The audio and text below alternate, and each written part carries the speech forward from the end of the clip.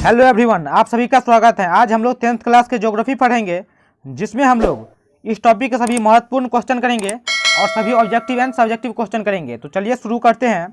प्रकृति से प्राप्त विभिन्न वस्तुएं जो हमारी आवश्यकता को पूरा करने में प्रयुक्त होती हैं, जिनको बनाने के लिए प्रौद्योगिकी उपलब्ध हैं, वे सभी संसाधन कहे जाते हैं। तो संसाधन हर उस वस्तु को कहा जाता है जो हमारे पर्यावरण में उपस्थित हैं, जिनका उपयोग हम कर सकते हैं। यानी कि हमारे पर्यावरण में उपस्थित हर वह वस्तु जिनका उपयोग हम कर सकते हैं, उन वस्तुओं को संसाधन कहा जाता है। पॉइंट है, जीव मंडल से प्राप्त संसाधन जैव संसाधन कहलाते हैं। तो जीव मंडल से प्राप्त संसाधन जैव संसाधन कहलाते हैं, जो संसाधन सजीव हो।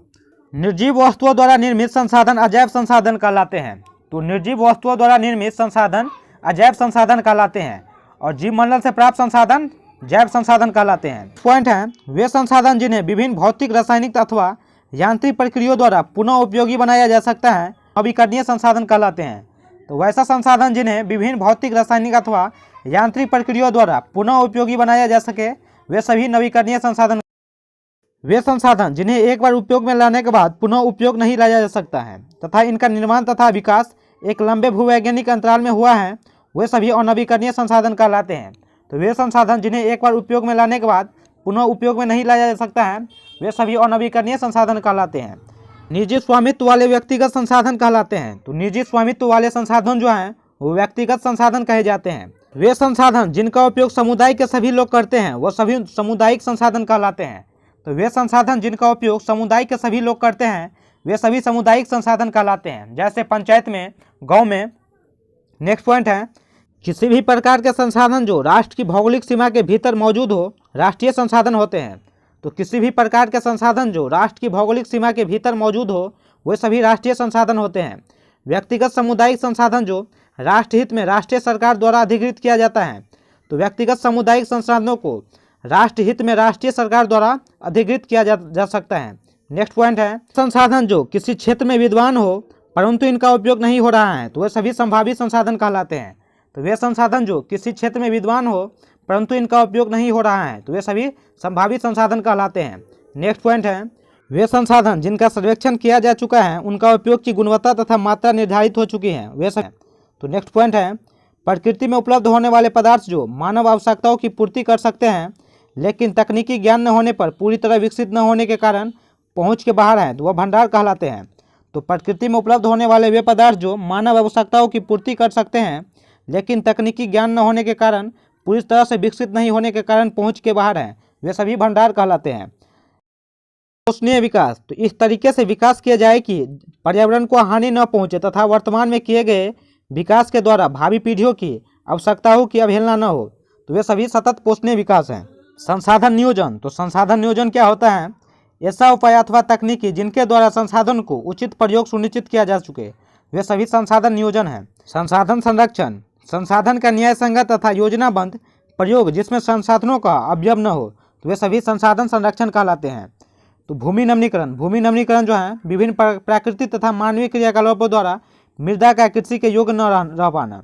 तो भूमि नमीकरण जो है विभिन्न प्राकृतिक तथा मानवीय क्रियाकलापों द्वारा मृदा का कृषि के योग्य न रह पाना, वे सभी भूमि नमीकरण है। निवल अथवा शुद्ध बोया गया क्षेत्र, तो निवल अथवा शुद्ध बोया गया क्षेत्र वह क्षेत्र जहाँ वर्ष में एक बार या एक बार से अधिक कृषि की गई हो।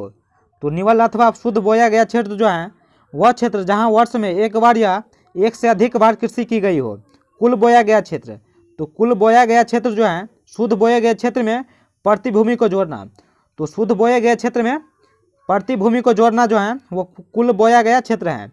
प्रतिभूमि, तो प्रतिभूमि जो है वह भूखंड जिस पर कुल समय खेती नहीं की जाती है और खाली छोड़ दिया जाता है, तो प्रतिभूमि कहलाता है। तो वह भूखंड जिस पर कुछ समय खेती नहीं की जाती है और खाली छोड़ दिया जाता है, वह सभी प्रतिभूमि कहलाता है। भूमि, तो वह भूखंड जिस पर कोई पैदावार नहीं होती है तथा जो पहाड़ी, रेताली अथवा दलदल होती हैं, जिस पर कोई भी फसल नहीं उगाया जा सकता है, वह सभी बंजर भूमि है। लैटेराइट मृदा, तो लैटेराइट मिट्टी जो है अधिक वर्षा वाले क्षेत्रों में मिट्टी की ऊपरी परत के तेजी से कटाव से निर्मित मृदा जो है वो लैटेराइट मृदा है। अधिक वर्षा वाले क्षेत्रों में मिट्टी की ऊपरी परत के तेजी से कटाव से निर्मित मृदा लैटेराइट मृदा। अपर्दन, तो प्राकृतिक कारकों द्वारा मृदा का एक स्थान से हटना जो है वो मृदा अपर्दन कहलाता है। उत्खात भूमि, तो प्रवाहित जल तथा पवनों के द्वारा किए गए मृदा अपर्दन से उत्खात भूमि को भूमि का निर्माण, तो उत्खात भूमि कहलाता है। तो प्रवाहित जल तथा पवनों के द्वारा किए जाने वाले मृदा अपरदन से उत्खात भूमि का निर्माण होता है। संसाधन, तो पर्यावरण में उपस्थित प्रत्येक वह जो हमारी आवश्यकता को पूरी करते हैं वे सभी संसाधन कहलाते हैं। तो पर्यावरण में उपस्थित प्रत्येक वह वस्तु जो हमारी आवश्यकता को पूरी करता है वे सभी संसाधन कहलाते हैं। मानव संसाधन, मानव भी एक प्रकार का संसाधन है। मानव भी एक संसाधन है, मानव स्वयं संसाधनों का महत्वपूर्ण हिस्सा है। मानव पर्यावरण में उपस्थित वस्तुओं को संसाधन में परिवर्तित करता है और उन्हें प्रयोग करता है। तो मानव जो है वह स्वयं ही संसाधनों का महत्वपूर्ण हिस्सा है। मानव पर्यावरण में उपस्थित वस्तुओं को संसाधन में परिवर्तित करता है, उन्हें प्रयोग करता है। तो मानव जो है वह स्वयं ही एक संसाधन है। संसाधनों का वर्गीकरण, तो संसाधन का वर्गीकरण जो है विभिन्न दृष्टिकोण से किया गया। उत्पत्ति के आधार पर, तो उत्पत्ति के आधार पर है जैव और अजैव संसाधन। समयता के आधार पर, तो समयता के आधार पर नवीकरणीय संसाधन और नवीकरणीय संसाधन। तो स्वामित्व के आधार पर, तो स्वामित्व के आधार पर जो है व्यक्तिगत संसाधन, सामुदायिक संसाधन, राष्ट्रीय और अंतर्राष्ट्रीय संसाधन है। तो विकास के स्तर के आधार पर, तो विकास के स्तर के आधार पर संभावित संसाधन, विकसित संसाधन, भंडार और संतुष्ट कोष संसाधन जो है। संसाधनों के प्रकार जैव संसाधन, अजैव संसाधन, नवीकरणीय योग्य संसाधन और नवीकरणीय योग्य संसाधन, व्यक्तिगत संसाधन, स्वामित्व संसाधन, राष्ट्रीय संसाधन, संभावित संसाधन, विकसित संसाधन, भंडार और संचित कोष संसाधन। उत्पत्ति के आधार पर संसाधनों की व्याख्या, तो उत्पत्ति के आधार पर संसाधनों की व्याख्या जैव संसाधन, वे संसाधन जो जीवमंडल से जीवन के लिए की जाती हैं तथा जो सजीव होते हैं जिनमें जीवन है वे सभी जैव संसाधन कहलाते हैं। जैसे मनुष्य, वनस्पति जो सजीव हैं वे सभी जैव संसाधन कहलाते हैं। अजैव संसाधन, वे संसाधन जो निर्जीव होते हैं जिनमें जीवन नहीं होता है वे सभी अजीव संसाधन कहलाते हैं। जैसे चट्टानें, धातुएं। तो जैव संसाधन जो है जिनमें जो जीव होता है वे सभी जैव संसाधन हैं और निर्जीव पदार्थ जो है वह सभी अजैव संसाधन है। नवीकरणीय योग्य संसाधन, तो वे संसाधन जिन्हें पुनः उत्पन्न किया जा सकता है, ये कभी खत्म नहीं किए जा सकते हैं। ये संसाधन प्राकृतिक रूप से प्राप्त होते हैं। जैसे सौर ऊर्जा, पवन ऊर्जा, जल, वन्यजीव, वे सभी नवीकरणीय संसाधन हैं। मानव जो है वे भी नवीकरणीय संसाधन है। और नवीकरणीय संसाधन वैसा संसाधन जिन्हें बनने में लाखों करोड़ों वर्ष लगते हैं, ये दोबारा उत्पन्न नहीं किए जा सकते हैं, कभी भी खत्म हो सकता है। जैसे धातु तथा जीवाश्म ईंधन, वे सभी अनवीकरणीय संसाधन हैं। संसाधनों के आर्थिक उपयोग के कारण पैदा हुए समस्याएं, तो संसाधन के आर्थिक उपयोग के कारण पैदा हुई समस्याएं। तो संसाधन के अधिक उपयोग के कारण संसाधन जो हैं वह कम हो गए। संसाधन की कमी के कारण कुछ लोग संसाधन कम हो गए तथा कुछ नहीं। संसाधन के अधिक उपयोग के कारण प्राकृतिक संकट पैदा हो गए हैं, जैसे प्रदूषण, ओजोन परत अपक्षय, भूमि नमीकरण आदि। तो मानव संसाधनों पर पूरी तरह निर्भर हो परेशानियों का सामना करना पड़ता है। संसाधन का सामना करना पड़ रहा है, तो संसाधन का सामना करना पड़ रहा है। संसाधन जैसे धातु, जीवाश्म ईंधन का उपयोग उद्योग में होता है। इनमें कमी के कारण पदार्थों की कीमतें बढ़ती रहती हैं। यदि संसाधनों को किसी तरह उपयोग होता रहा तो भविष्य की पीढ़ियों के लिए संसाधन नहीं बचेंगे। यदि संसाधन को किसी तरह उपयोग होता रहा तो भविष्य में पीढ़ियों के लिए संसाधन नहीं। सतत पोषणीय विकास, वे विकास जो बिना पर्यावरण के नुकसान पहुँचाए, तो जिसमें पर्यावरण सुरक्षित रहे तथा वर्तमान विकास भविष्य की पीढ़ियों की आवश्यकता के अनुसार किए जाए, वे सभी सतत पोषणीय विकास हैं। एजेंडा 21 एक घोषणा है जिसमें 1992 में ब्राजील के शहर में रियो डी जेनेरो ने सम्मेलन में राष्ट्राध्यक्षों द्वारा स्वीकृति प्रदान की थी। एजेंडा 21 का उद्देश्य है, इनका निम्नलिखित उद्देश्य है। सतत पोषणीय विकास को बढ़ा देना, यह एक कार्यसूची है जिसमें उद्देश्य है कि सामना हेतु परिसांप्रिक आवश्यक एवं सम्मिलित जिम्मेवारी के अनुसार विश्व सहयोग के द्वारा पर्यावरण हानि, गरीबी और रोगों को निपटाना।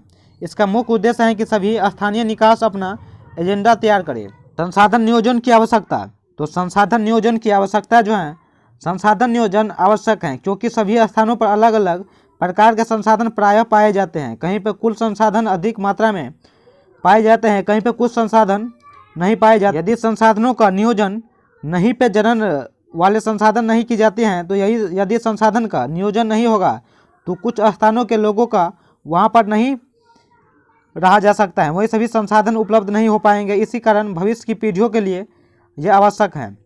संसाधन नियोजन के चरण, भारत में संसाधन नियोजन एक जटिल प्रक्रिया है। इनमें निम्नलिखित चरण है। तो देश के विभिन्न देशों में संसाधनों की पहचान करना, उनकी तालिका बनाए हैं, क्षेत्रीय सर्वेक्षण, मानचित्र और संसाधनों की गुणवत्ता की मापन, संसाधन विकास योजना लागू करने के लिए उपयुक्त प्रौद्योगिकी, कौशल और संस्थाएं, नियोजन ढांचा स्थिर करना, संसाधन विकास योजना और राष्ट्रीय विकास योजना में समन्वय स्थापित करना। संसाधन संरक्षण की आवश्यक जो है, संसाधन मनुष्य के जीवन यापन के लिए अति आवश्यक है। संसाधन हमारी आवश्यकताओं को पूरा करता है। संसाधन जो है मनुष्य जीवन के लिए बहुत ही आवश्यक है। संसाधन जीवन की गुणवत्ता बनाए रखते हैं, इसके कारण संरक्षण आवश्यक है। तो देश की रक्षा के लिए संसाधनों की आवश्यकता है, क्योंकि देश की सुरक्षा के लिए बनाए गए जितने भी सामग्री हैं, हथियार जो हैं, वे सभी संसाधन कहे जाते हैं। कंपनियों के विकास के लिए जीवाश्म ईंधन आवश्यक है। यदि वह खत्म हो गया तो कंपनियों का काम रुक जाएगा। परिवहन के लिए संसाधन संरक्षण की आवश्यक है। संसाधन किसी भी तरह के विकास की महत्वपूर्ण भूमिका निभाते हैं। संसाधन अधिक उपयोग के कारण सामाजिक, आर्थिक तथा प्राकृतिक समस्याएं पैदा करती हैं। इन समस्याओं को बचने के लिए संसाधन संरक्षण आवश्यक है। तो संसाधन में प्रौद्योगिकी और संस्थाओं का महत्व। किसी भी देश के विकास में संसाधन तभी योगदान दे सकता है जब वह उपयुक्त प्रौद्योगिकी विकास और संसाधन परिवर्तन किए जाएं। यदि कोई देश का या राज्य संसाधन समुदाय है परंतु वहां उपयुक्त प्रौद्योगिकी नहीं है तो वह संसाधन विकास में योगदान नहीं दे पाएगा।